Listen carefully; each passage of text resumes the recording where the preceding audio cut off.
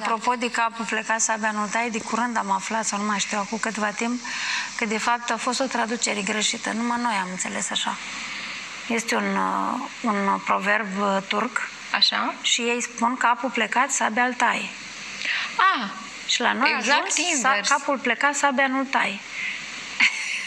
Da, de fapt, așa are sens. Are sens, pentru că de aceea când erau filmele alea de groază, pentru noi erau de groază când îi tăiau capetele alea, îi legau la ochi și îi pleca capul și atunci putea tăia sabia, dar dacă capul stă sus, dacă stă drept, exact, nu poate să tai.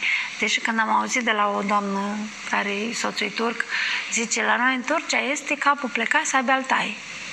Și zic, ce interesant, și la noi în România capul plecat, sabia nu-l tai. Păi am învățat cu ce aveam în noi, exact. Am înțeles, am tradus cu ce aveam în noi. Da, cine știe cine o fi avut o intenție să ducă informația asta și atunci noi suntem educați să fim umili, nu să fim smeriți.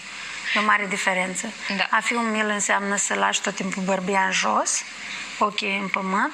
A fi smerit înseamnă să ai bărbia la nivelul pieptului și a fi arogant este să ai bărbia așa în boltă. Da?